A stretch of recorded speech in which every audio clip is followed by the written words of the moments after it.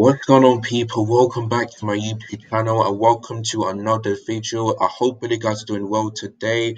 And today is a special day because today is Halloween. So happy Halloween to all of you lot. Of course, I'm not celebrating Halloween because I hate it, not because I'm religious, but because I'm scared of things like spiders, clowns, skeletons and all that stuff. So I hate Halloween. But I just wanted to say to you guys, in case you're watching this video and you think I didn't do the opening for you guys. So happy Halloween to all of you. If your team did well, then you have a right to celebrate Halloween. But if your team didn't turn up like Liverpool did and Chelsea did, and you feel like you don't want to celebrate Halloween, then I don't blame you. So yeah, if your team has lost, then it looks like they ruined your weekend, and it looks like the opposition came to hunt you. But if your team won today or the last weekend, like 2 or 3 days ago, then you have a right to celebrate Halloween. So yeah, so whether you celebrate it or not, happy Halloween to all of you. So yeah, but Chelsea, they just given me stretch this week after being thrashed by Brighton 4-1 at the Amex. It was really, really disappointing. But I'll get I'll get to that point in just a minute. But let's just focus on what happened in this last weekend's Premier predictions on Game Week 14. So yeah, but before we get started, if you guys haven't already, make sure you hit the like button if despite me being stressed. Make sure you hit the subscribe button if you're new. Make sure you hit the bell notification so that you never miss any of my content, and make sure you share this video to everybody so that they can review their predictions and see how many points they've got. If you got higher than me, then well done. If you got lower than me, then keep trying, and then you'll be a bit better than me, as I always say on this show. So yeah, so let's see how many points you've got, and then I'll react to them in the comments as soon as I can. So yeah, so without further ado, let's get started. All right, so the first game of the game week 14 was Leicester City against Manchester City. Now, I predicted a 3-0 Man City win, but it actually ended 1-0 to City, so I get 1 point. And yeah, I feel like City without Erling Haaland, then they're not really scoring that much goals. Like the game against Dortmund, yes, he started, but Man City drew that game. But Dortmund were really good, and yeah, it looks like without Erling Haaland, Man City will just not be scoring lots of goals like they usually do under Haaland. But listen, I keep on saying to you guys, like no matter how many inches they've got, City will always know a way to win, and that's what they've done.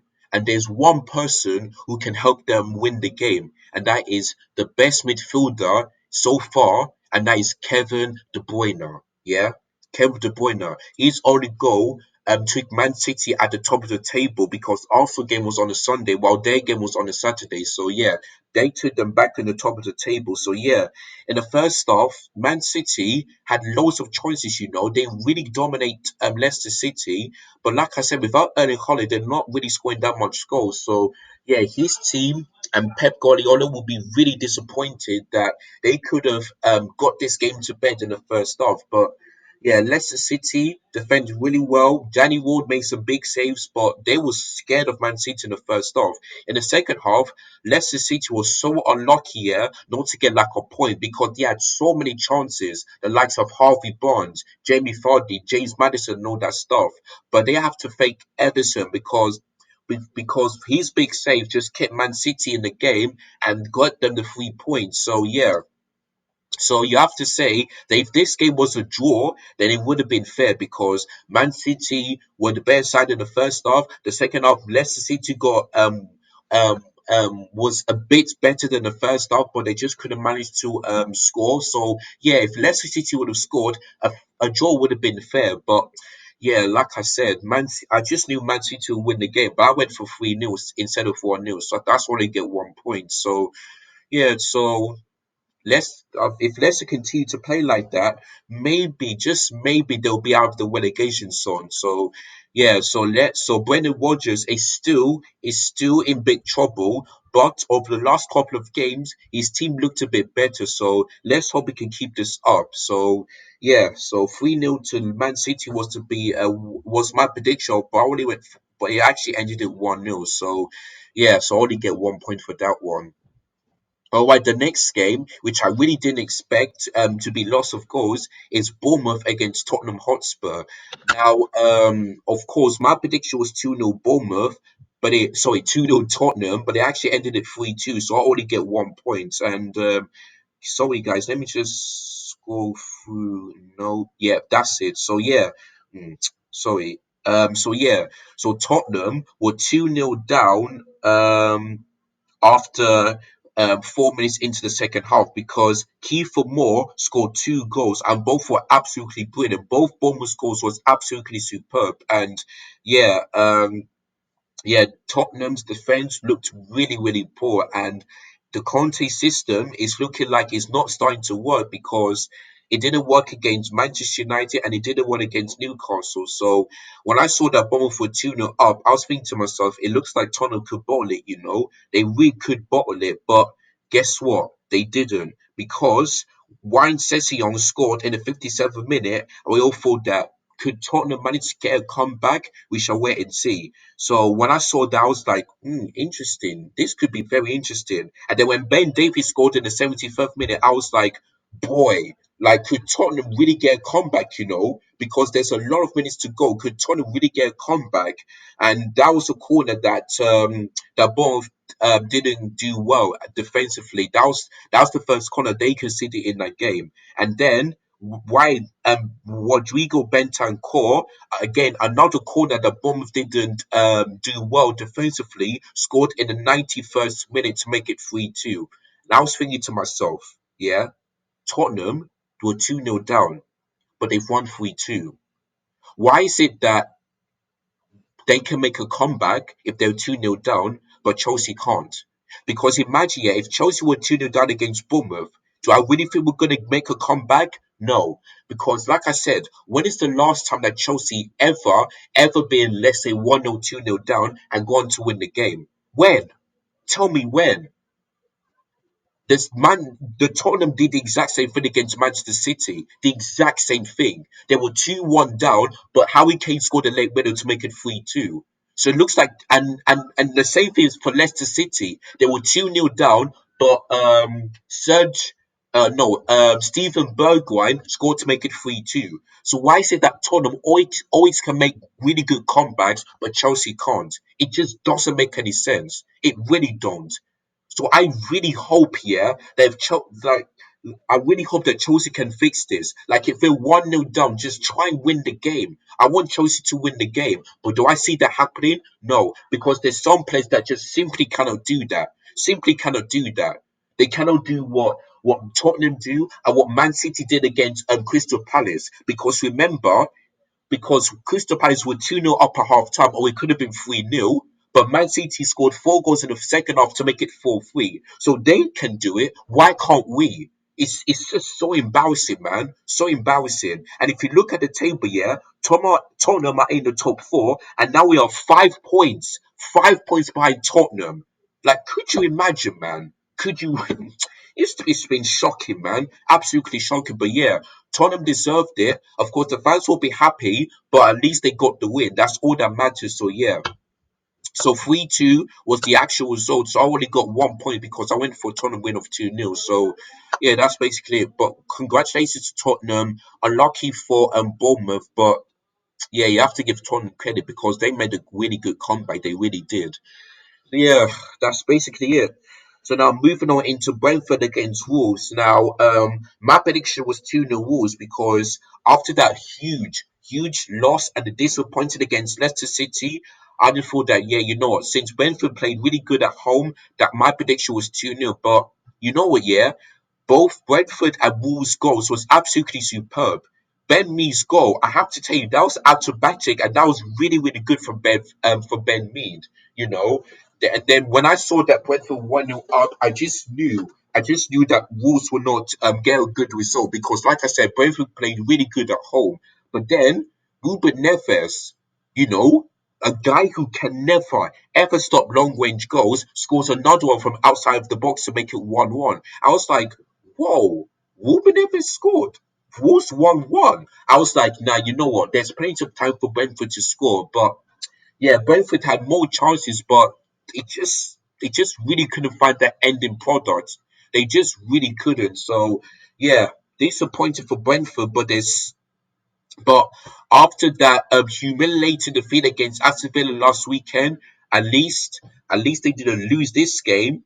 So point is good, but a win could have been better for Brentford. So yeah, but Wolves played really well and defensively, and you have to give them credit. And then Diego Costa, I mean, he's really back in the Premier League. Yes, he may not scoring for Wolves at the moment, but I'm talking about the aggression and the fight and all that stuff. The way he did that for Chelsea. So yeah, he's really back in the Premier League, and you have to say that was a red card because you cannot headbutt players like that. You really cannot. So it looks like Diego Costa is going to miss the next 3 games for Wolves in the Premier League. So yeah, so it looks like the Wolves fans will be disappointed that he did that because they needed a goal and they know that Diego Costa could do that, but instead he let the fans and the manager down. So yeah, so unlucky for Diego Costa.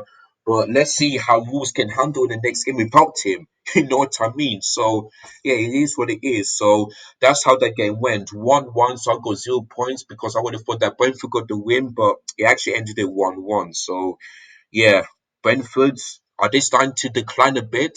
We shall wait and see. But yeah, my prediction was 2-0, but it actually ended at 1-1. So yeah, that's basically it. The next one, the one I was really didn't expect, was Brighton against Chelsea. Now, my prediction was 2-0 Chelsea, and I don't know why I did that, but I was thought to myself, we're still unbeaten. Yes, the last couple of games hasn't been that great, but we're still unbeaten against Graham Potter. And let's hope that Graham Potter goes for back four and not put players in the one position. But when I saw the lineup, I was scared. I just knew we weren't going to win this game. And what happened? We didn't win. You know why? It's because not only did Graham Potter not go for four at the back, he put players in the one position. Again, the likes of Sterling and Pulisic as wing backs. Are you kidding me? Are you actually kidding me? Now, Graham Potter got his tactics wrong and Brighton deserved the win because they exposed us. They exposed us. When they knew they made the mistake, they just find a way to beat Chelsea, and that's what they did. You know, the first half from Chelsea was absolutely embarrassing. One of the worst performances in the first half this season. The worst. In the second half, we got a bit better, but it was still too late because going 3-0 down at half time, putting this game to bed was too late. Like Graham Potter got it wrong, and the players was absolutely embarrassing. No player, maybe rather than Kai Havertz, was up can tell can tell me that they played really well. None of them. Our attacking was shit. The midfielder was shit. The defense was shit. Kepa, you cannot blame him, but he was bad as well. Like every player out there was absolutely terrible. Like that is got to be one of the worst performance and the worst result ever this season. Worse. And this game against Brighton was worse than the Leeds game. This was the worst one. Absolutely the worst one. So for me, Graham Potter needs to fix this.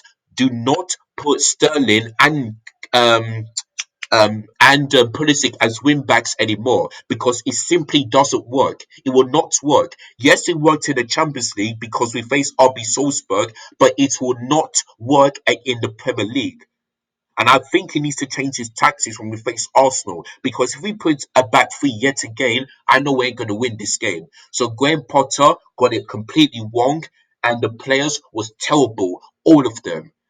Every single player was terrible. And I just want to say before I move on to the next one, that every single Brighton fan that booed Graham Potter was disgusting. It was absolutely disgrace. Like, you should be I know you understand. I understand that you didn't want Graham Potter to leave, but just be happy that he's back at your ground.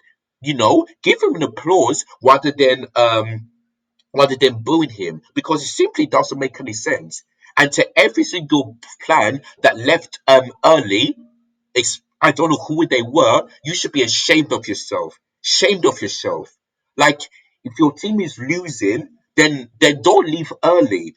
You've got plenty of time for to back the team and see what they can do. Like if you're like I see some Chelsea fans leaving early, disgraceful, absolutely disgraceful. You should be ashamed. I know you're losing, but listen, When the game ends, clap. If the players are coming, clap them off for a bit, and then you can walk. If you're a Brighton fan, yeah, still be at the game because your team is winning. Clap the Brighton players for as long as you want, and then if the team tells you to go, then you can go. That's how it works. That's how you back your team. I'm just sick and tired of these fans walking early. If you're winning, drawing, or losing, just still back the team no matter what. Like those fans were absolutely embarrassing. Absolutely embarrassing. Both the Chelsea and Brighton, absolutely embarrassing. That is not how you back your team. That is not.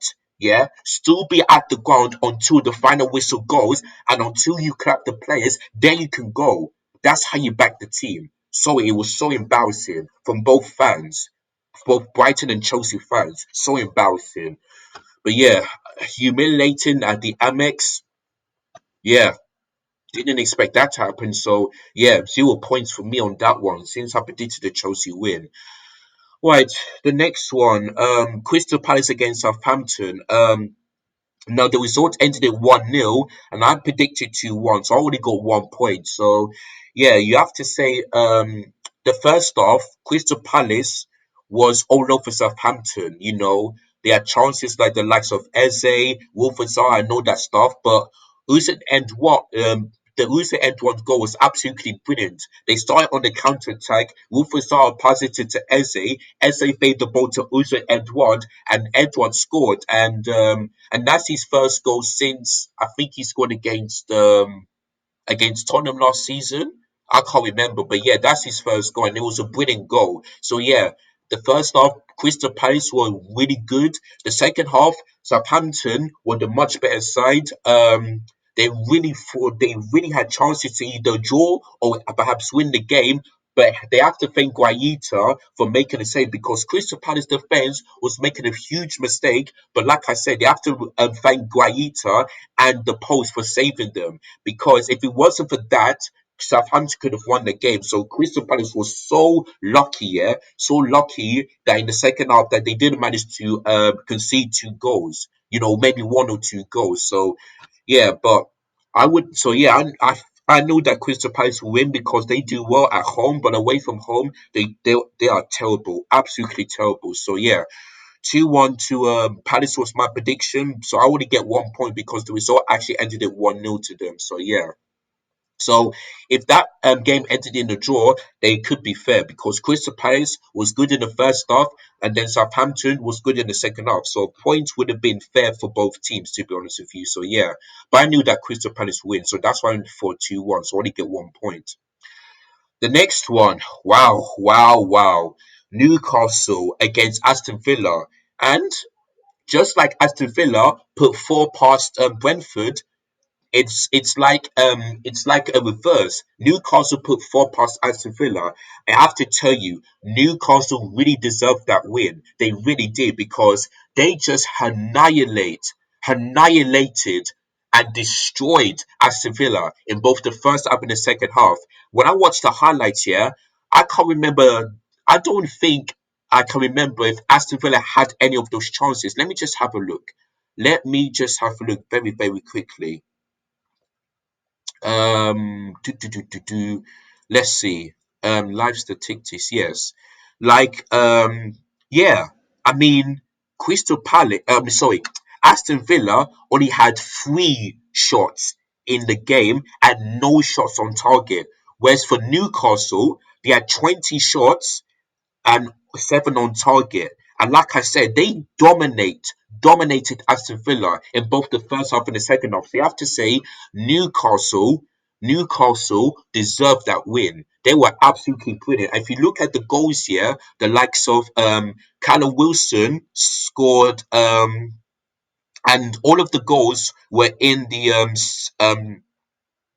sorry, yeah, Callum Wilson scored the first goal, which was a penalty because that Aston Villa players hand blocked it and prevented it being a goal. So that was a penalty. And Callum Wilson getting back-to-back goals, scored the first one, and then the second one came from a corner, and Aston Villa just didn't defend well. They just couldn't. They just gave Callum Wilson some space, and yeah, that's how he scored the goal. Once you give that place that much space, then it will cost you, and you will concede the goal. And that's what Aston Villa did for that one. And then Joe Linton, another great goal from him. Took the shot. It went past Emi Martinez, and yeah, and Callum Wilson, 2 goals and an assist. So he's probably Newcastle's man of the match in that game. So yeah, 2 goals and an assist. And then Mika Armour one. A guy that's been sensational for Newcastle and his goal scoring continues again. That's his 6th goal in 6 games. Like, if he can continue like this year, I bet you that will be Newcastle's player of the season, number one, because this guy is getting better and better and better. And that's why you see um, Newcastle getting to the top 4 because of him, and maybe the manager and the fans as well. But because of Almiron, whenever he starts, he's not scoring. Like, and guess what? Well, after the game against Arsenal in the Premier League, we got them Newcastle before the World Cup. So that's why I am fearing above Arsenal and Newcastle in the Premier League. That's why I fear for those teams because they are playing well. They are playing well. So yeah, Newcastle, they deserve the win. They were absolutely superb. And yeah, 4-0. So I got 1 point because I went for 2-1. I would have thought that there was a close game because the manager bounced, but it looks like Newcastle made it easy rather than difficult for Aston Villa. So yeah, so 1 win, 1 loss, but the fans, um, and I think this was, if I'm not mistaken, I feel like this was um Unai Emery's first game as a Newcastle as a Aston Villa manager. Let me just have a quick look before I move on into the next one. Give me a moment if I'm not mistaken. Yes. Oh no, actually no, it wasn't Unai Emery's first job. I would have thought that I would have thought that since they signed Unai Emery, I would have thought that he would be the first new manager for that game against Newcastle, but instead there's still the assistant manager, which is Dang. So really interesting. Maybe he'll be the next manager for the next game in the Premier League. I'm not sure, but yeah, Newcastle deserve the win. 4-0. So well done to them.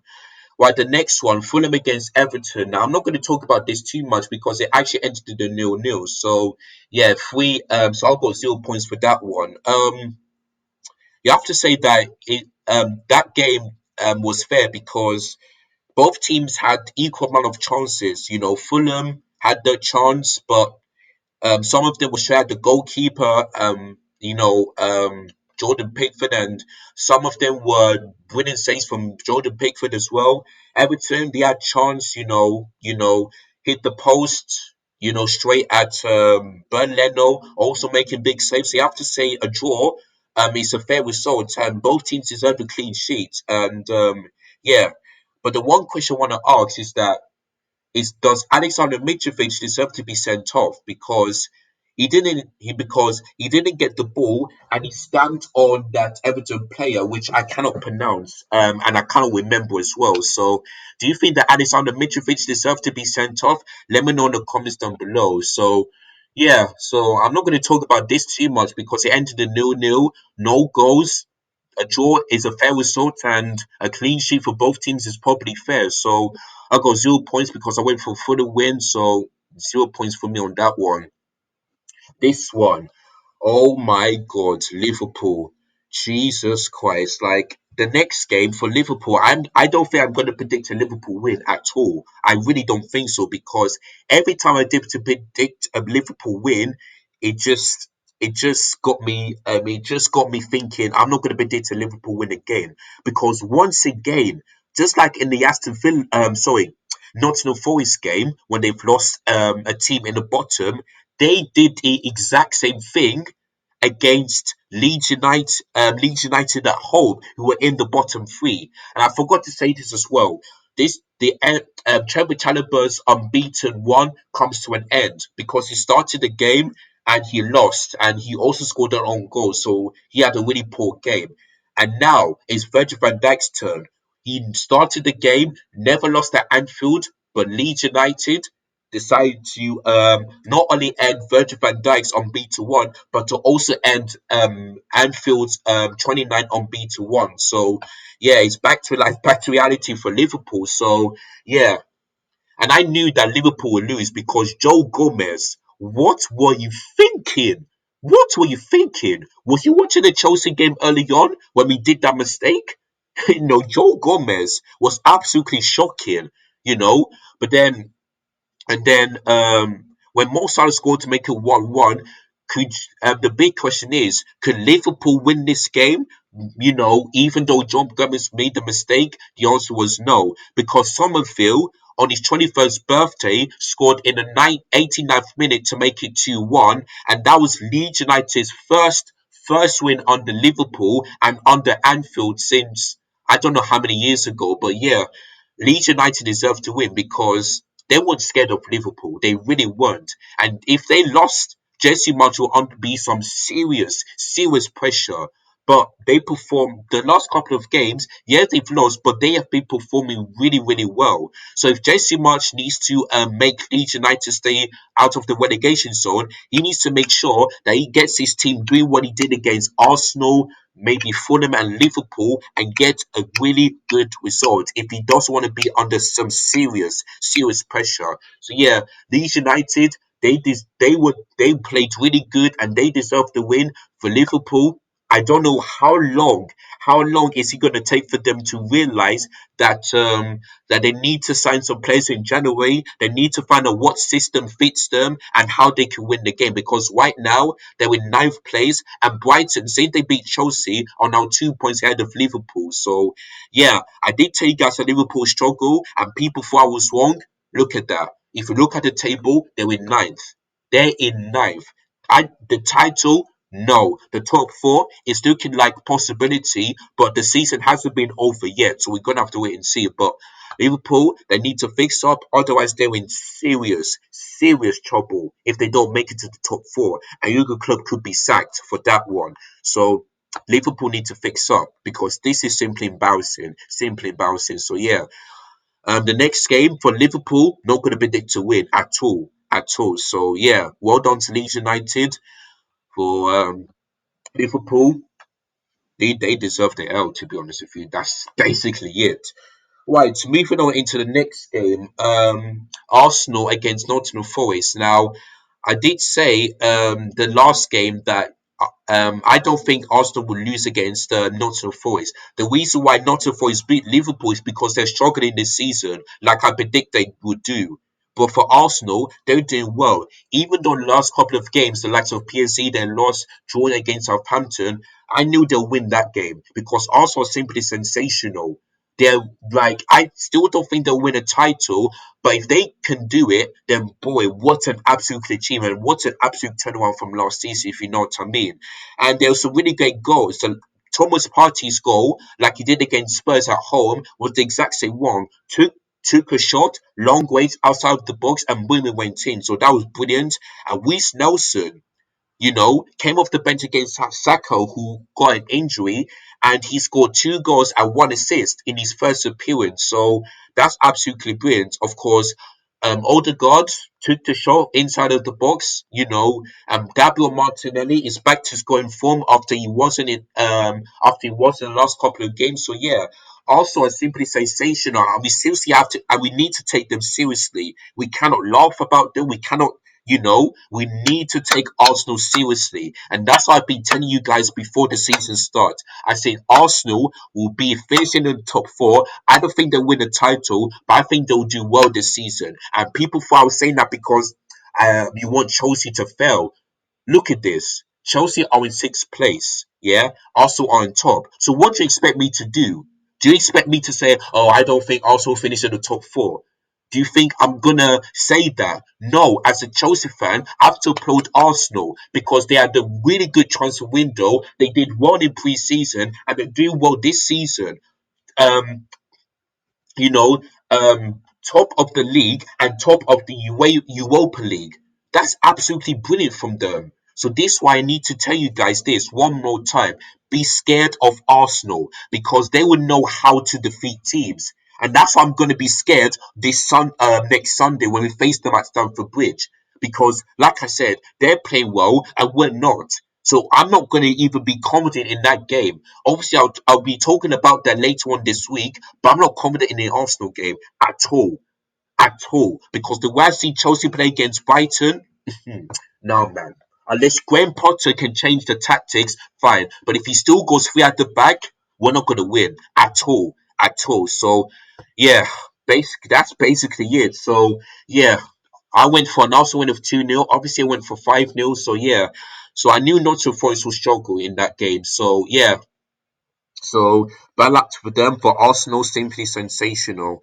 And the last and not least, Manchester United against West Ham. Now I went for 2-1 Man United win, but I should have went for 1-0. I should have went for 1-0, but oh well. But at least I got 1 point, which is better than zero actually. So yeah, Man United, yeah, they deserve the win because they had a couple of chances, the likes of Rashford, Ronaldo, Fred when he hits the post, but yeah, Christian Eriksen and Casemiro, two brilliant DMs, were like they were absolutely superb. Christian Eriksen water both of him to feed to Rashford, and Rashford's goal was absolutely brilliant from the header. And guess what? That's his landmark goal, not in the Premier League, but for Manchester United, because he scores his 100th goal for Manchester United ever since they've signed him. So well done to Rashford. He deserves that goal because this season he's been really doing well. Yes, he may not be scoring lots of goals, but a lot of occasions he has been really doing well. So I really hope